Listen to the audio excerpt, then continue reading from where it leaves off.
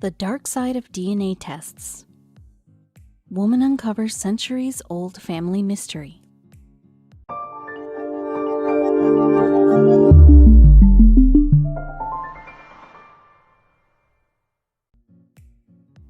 Like all new technologies, DNA testing has a good side and a bad side.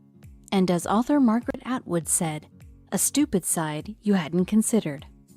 8 years ago, 72-year-old Washington native Alice Collins Plebuch made a decision that would change her life forever. She sent samples of her saliva for a just-for-fun DNA test. Seeing as both her parents were devout Irish-American Catholics, Alice thought she had a good idea about what the DNA test results would say. But when the test results came back, Alice was shocked. She wasn't who she thought she was. This revelation sent Alice and her siblings on a years-long journey to uncover the mystery surrounding their identities. Questions about her family had preoccupied Alice for years. Her mother, who was also named Alice, was into genealogy. She kept an old family book with the handwritten names and births and deaths of their relatives. Alice found her mother's side easy to follow, even before genealogy records were available online. Her mother was Irish on one side and Scottish and English on the other. Some of her relatives had even been in America for as far back as colonial times, and Alice was able to trace some of her mother's ancestors back to the 1500s. But with each update to her mother's lineage, Alice felt guilty because her father's side of the family was a different story. "My dad had nothing, he had no history," she told journalist and author Libby Copeland. Her father, Jim Collins, was the son of Irish immigrants. He knew little of his family's history. His mother had passed away when Jim was just a baby, and his father was unable to care for him and his older siblings, so he gave them away to a Catholic orphanage. For most of his life, Jim didn't know what year he was born in, believing he was a year older than he really was. As her father grew older, Alice decided that it was time to dive into his lineage and discover where he came from. Before she began the project, she had already known some of the details of his childhood. She knew that living in the orphanage had been hard. Alice knew that her father had most likely been malnourished while living there because a doctor later told him that this most likely explained his small build. She also knew that he had left the orphanage in his teens and was a rebel before he joined the U.S. Army Corps of Engineers and married her mother. She also knew that her father had a sister who had died when she was younger and a brother he was not close with. Jim was also a devout Catholic who cooked a wicked corned beef on St. Patrick's Day. But what Alice didn't know was where he came from and what happened to his parents. When her father died in 1999, Alice couldn't really tell him more than he already knew.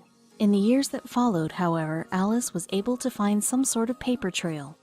Jim was born in a working-class neighborhood in the Bronx, New York. His father, Joseph, worked as a driver, and his mother, Katie, passed away at the age of 32 when Jim was only 9 months old. She also found the name of the orphanage where he grew up. It was the St. Agnes Home and School, and although the school was no longer around, she was able to find the names of some of the sisters who worked there. Alice wrote them a letter asking if they had any helpful information about her father. Besides Jim's admission and discharge dates, the orphanage couldn't provide Alice with any other helpful information. Years passed and Alice's research came up fruitless. Then, in 2012, at-home DNA kits became available. Alice was elated.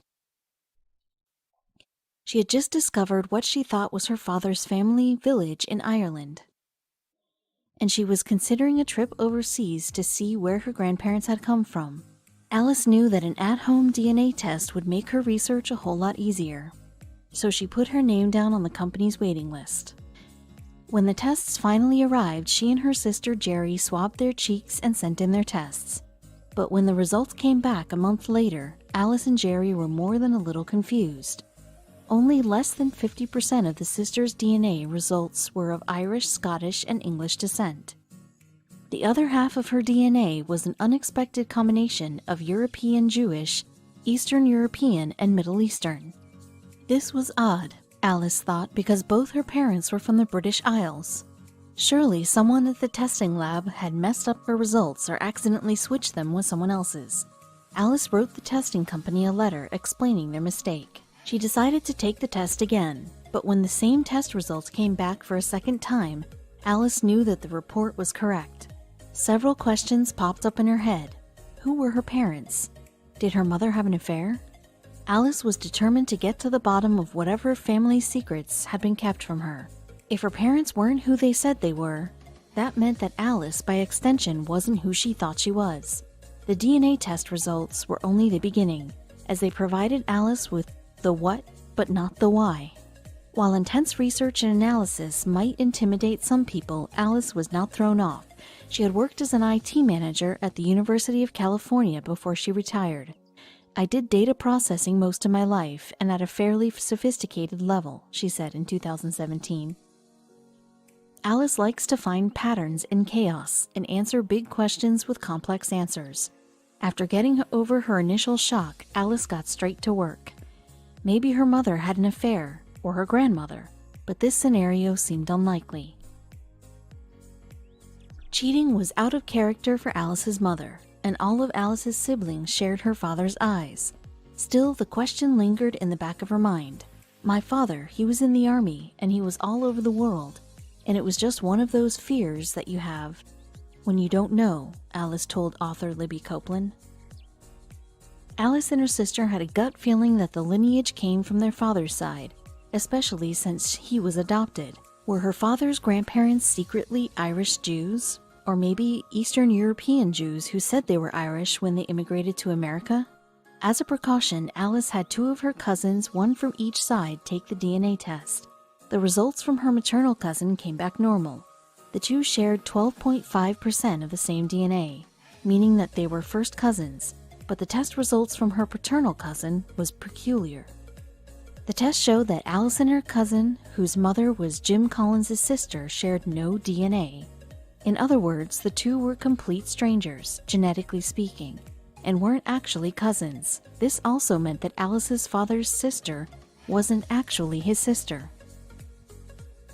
Alice was frustrated with the results, to say the least. Not only was she back to square one, but she was scared of being rejected from her dad's side of the family, since they weren't biologically related. With the data results in front of them, Alice and her sister Jerry came to the conclusion that their father Jim was not related to who he thought were his biological parents. I really lost all my identity, Alice said in 2017. I felt adrift. I didn't know who I was, who I really was. But for Jerry, the test results confirmed a feeling she had had for a very long time.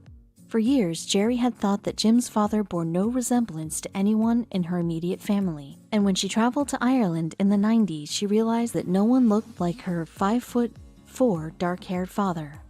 Jerry carried this feeling around with her for years, but with the DNA test results in front of her, her hunch turned to fact. With their father and his parents long dead, Alice and Jerry knew they had to unravel their father's mystery by speaking with the living.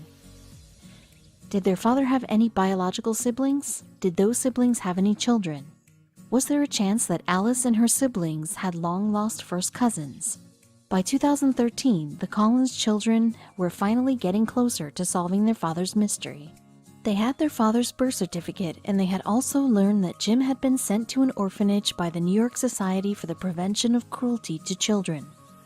Maybe, Alice wondered, her dad had somehow been confused with another child when he was taken from his home. Maybe the orphanage mixed up her father and another baby? Going on this hunch, Alice sent a forensic artist pictures of her father sitting on his father's lap when he was just under a year old, along with photos of Jim when he was an adult. Alice wanted to know if the people in the photos were the same people, but again, this line of thinking was a dead end. The forensic artist ruled that it was, in fact, the same person, meaning that the orphanage hadn't confused her father with another baby. So Alice began thinking of a different idea. Maybe, she thought, her father was switched at the hospital. Was there a chance that the hospital had made a mistake? Alice decided to take a closer look at all of the babies who were born in the same hospital as her father in 1913.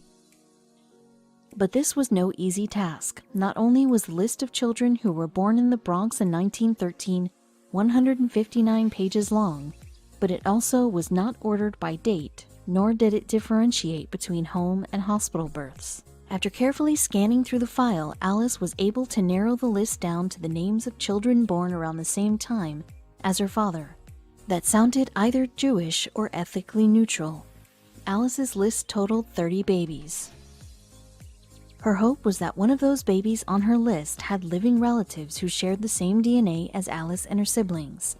Alice went through all 30 baby names, but again, nothing came up. Allison then combed through more than 6,000 people who were tagged as potential biological family members, according to the DNA's online database. She searched for 2.5 years but couldn't find a match. Alice began to lose hope, but all she could do at this point in time was to wait for someone to reach out to her. Then, on January 18, 2015, Alice's life changed forever. It was a Sunday morning and she was feeling particularly down. She decided to write to her cousin, whom she wasn't biologically related to update him on her stalled search. After sending her cousin an email, Alice randomly decided to check his list of DNA relatives on his genealogy account. This was something that Alice rarely did, especially since new relatives rarely showed up. But on this day, Alice decided to check her cousin's genealogy account anyway. Much to her surprise, there was a new person on the list of relatives. A stranger had sent in her DNA sample, and her results showed that she was a close relative to Alice's cousin. Alice then decided to message the stranger to ask if the test results were what she expected. "I was actually expecting to be much more Ashkenazi than I am," the woman wrote back. The stranger, whose name was Jessica Benson, took a test on a whim, hoping to learn a bit more about her Jewish roots. Instead, Jessica said, she discovered that I am actually Irish, which I had not expected at all. Alice felt chills going down her spine. She immediately wrote back to Jessica that her grandfather was born at Fordham Hospital on September 23, 1913. Had anyone in Jessica's family been born around that date? Jessica quickly replied, yes, her grandfather, Philip Benson, was born around that time. Alice began to cry. She had a feeling that she knew what had happened. But first she needed proof. So she combed through New York City's birth records from 1913. There was no Benson born on that day in the Bronx, but a few hours later, Alice finally found what she was looking for. There was a Philip Bamson born on the same day and at the same hospital as her father Jim. This had to be Philip Benson. Alice knew in her bones what had happened to her father. There was no family mystery buried by shame. Someone at the Fordham Hospital had made a mistake that day, a mistake that could only be uncovered with new technology. Somehow, a Jewish baby had been sent home with an Irish family, and an Irish baby with a Jewish family. The two women were stunned. They compared the birth certificates and discovered that Jim and Philip were processed one after the other and signed by the same doctor. Alice then began to research how hospitals used to keep track of newborn babies, and what she found shocked her. Alice found that hospitals didn't really have a system at all. Most of the newborn babies were kept in the same cart or crib, making it very easy to switch a baby by accident. When Jim was born in 1913, hospital births were still pretty unusual. At the time, most hospitals had yet to come up with a way to identify babies. Some hospitals kept newborns in a crib next to their mother's hospital beds, but others kept newborns in nurseries. This meant that families had no way of tracking their newborns. While it's hard to know for sure the type of practices that were in place at Fordham Hospital, because it was closed in 1976, it's safe to assume babies were kept in nurseries. In fact, it wasn't until the late 30s that hospitals gave mothers and their newborns identifying bracelets. Back in 1913, nurses typically relied on the nurse's memory or the mother's recognition of her newborn. Can you imagine not knowing if the baby you took home was actually your biological newborn? Either the hospital didn't think mix-ups could happen, or they just didn't care. After the truth was revealed, the Benson and Collins families exchanged pictures, which made the entire situation very clear.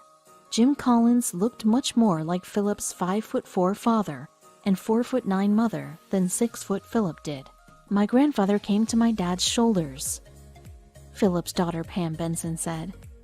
The Collins sisters also had their own explanation about why their father wasn't as tall as his siblings.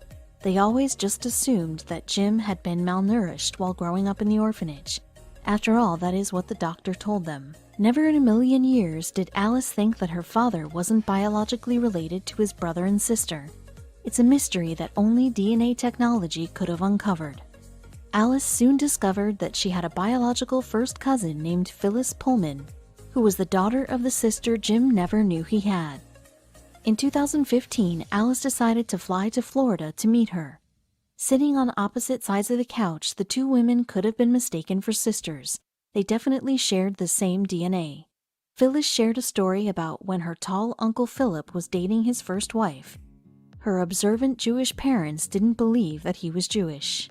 He had to bring his birth certificate, Phyllis told author Libby Copeland. Little did we know it wasn't his birth certificate.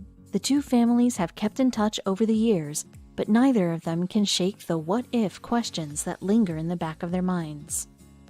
On the other hand, the two families are happy that they found each other. But, on the other hand, the revelations feel like a loss. How could Alice and Pam come to terms with the fact that their fathers weren't who they thought they were? And then there were the questions about religion. Was Jim Collins Jewish because he was born that way, or Irish because he was raised that way? And what does that mean for his daughter, Alice? Alice and her sister agree that if their father was still alive, it would have been the right thing to tell him, but they consider it a blessing that Jim wasn't alive during the era of at-home DNA testing. "My dad would have lost his identity," Alice said. "He's been kind of spared that." Alice and her siblings also think about what would have happened if their father had gone home to his biological family. As the Bensons and Collins families exchanged photos, Alice felt a sting of jealousy. Jim wasn't supposed to end up in an orphanage. Alice wondered what kind of life her father would have had he been raised by the Bensons, his biological family. Well, for starters, Alice thought Jim would have been raised in a solid home. He would have graduated high school and definitely done something with his gift for mathematics. Instead, Jim dropped out of high school, served in the Army, and later worked as a California prison guard. At the end of the day, Jim made a decent life for himself, but Alice and her family can't help but grieve for their father as a child. "In the orphanage, my father got an orange for Christmas," Alice said. Yet, had the switch not happened in 1913, then Alice and her siblings would not have been born. The Collins children owe their life to a simple mistake, with complex consequences, made by a nurse's lapse in attention. It was a terrible mistake, but how can Alice resent what happened? And yet, were it not for what happened in 1913, Alice Collins Plebuch would not exist. The Collins children owe their lives to administrative oversight or nurse's momentary lapse of attention. Now this next man's world was turned upside down when he went looking for his biological parents. Little did he know that he would find them in the most unexpected of places.